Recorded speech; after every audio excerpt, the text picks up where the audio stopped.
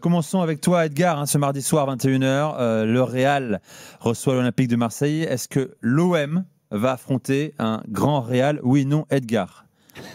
En tout cas, ils vont affronter un bon Real Madrid parce qu'on pouvait difficilement imaginer mieux pour un début de Liga avec un nouvel entraîneur. Ils ont fait le point, ils ont remporté un match très compliqué, toujours très compliqué sur la pelouse de la Real Sociedad ce week-end de Buzyn avec un très grand Kylian Mbappé, faut le dire.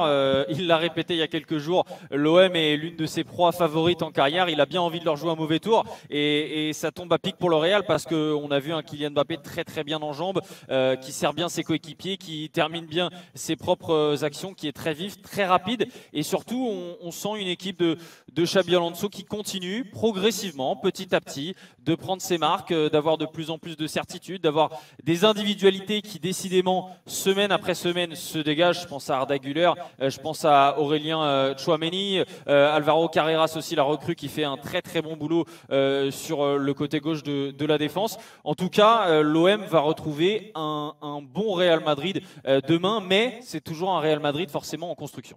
Il va falloir laisser combien de temps encore à Xabi Alonso? Certes, il est arrivé au début de l'été, Coupe du Monde des clubs, 4 journées en Liga, pour qu'on voit vraiment ce qu'il sait, ce qu'il a pu déployer au Bayer Leverkusen. Est-ce qu'il y a un peu d'impatience sur la forme, en tout cas, sur le jeu proposé par le Real, ou pas du tout pour l'instant?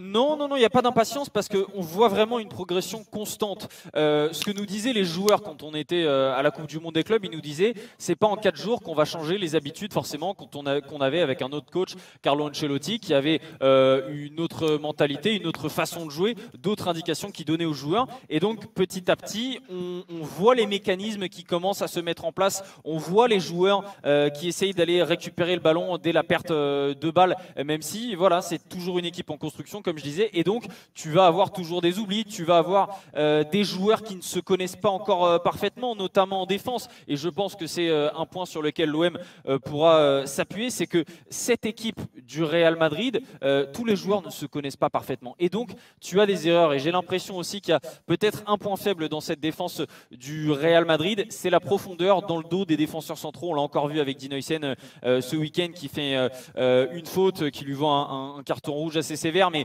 qui fait penser déjà à un carton rouge qui s'était pris lors de la Coupe du Monde des clubs face à Dortmund. Asensio s'était aussi pris un carton rouge en étant pris dans le dos lors de cette même Coupe du Monde, et on a l'impression en tout cas que c'est peut-être un point faible, cette profondeur de la défense, là où l'année dernière c'était plutôt l'espace entre les latéraux et les défenseurs centraux qui posait très très souvent problème. Voilà, il n'y a pas de frustration autour de cette équipe de Xabi Alonso parce que pour l'instant ils prennent les points, parce qu'il y a des choses quand même intéressantes. Il manque encore, je pense, une victoire vraiment marquante, large face à un adversaire où il n'aurait douté à aucun moment. C'est ce qui manque encore à cette équipe pour vraiment se dire voilà, Edgar, elle est arrivée. Que Marseille demain soir, c'est un premier test ou pas du tout? Comment traite la presse espagnole, les médias espagnols, l'avenue de l'OM?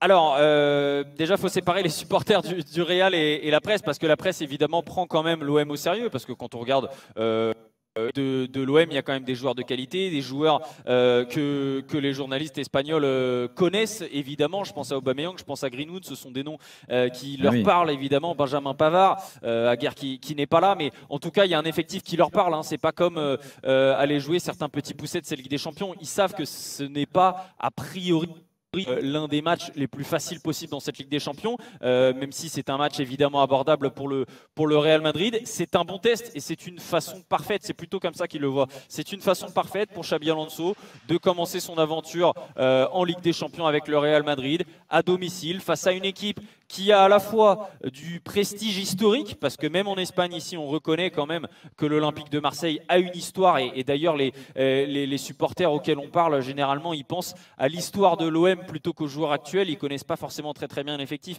mais ils savent que l'OM c'est une équipe sérieuse historiquement, et donc battre cette équipe là pour commencer la saison, s'ils arrivent à avoir une victoire assez nette ou au moins maîtrisée, je pense que là ce serait vraiment un très bon message envoyé par Xabi Alonso et son équipe. Daniel, tu avais une question à poser à Edgar.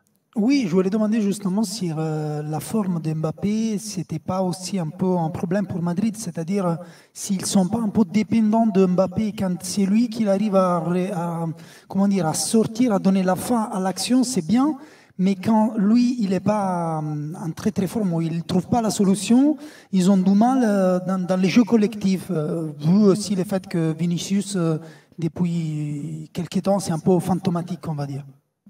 Oui, je pense que tu as raison sur un point, c'est que je pense que la forme actuelle de Kylian Mbappé embellit notre vision des premiers pas de Xabi Alonso au Real Madrid, parce que c'est sûr que notamment tu regardes le dernier match face à la Real Sociedad, c'est lui qui fait les différences, c'est lui qui qui prend de vitesse les défenseurs, c'est lui-même qui fait une passe décisive pour Arda Güler sur une très très belle action. Donc effectivement, je pense que les résultats du Real Madrid avec un Kylian Mbappé un petit peu moins brillant, ne serait-ce que le Kylian Mbappé de la saison dernière, on n'aurait peut-être pas forcément la même image, mais comme je disais, tu as quand même des individualités qui ressortent comme Güler, comme Tchouaméni.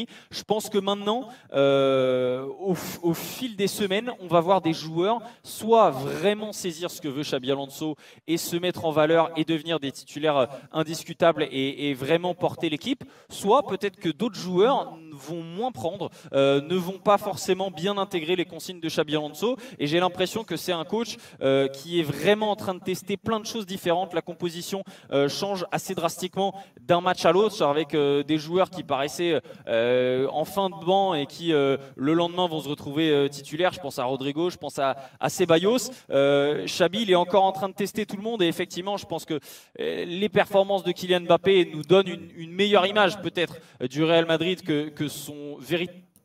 Mais le truc, c'est que demain, Kylian Mbappé, il sera là et il va être plus motivé que jamais. Ouais, face à l'OM, il va avoir envie. Exactement, il va avoir envie de faire le match, le match statement, on va dire, comme dirait Julien, pour vraiment marquer le début de sa saison aux yeux du monde, parce qu'il n'y a rien de mieux qu'un match de Ligue des Champions à Bernabéu pour faire ça. Ouais.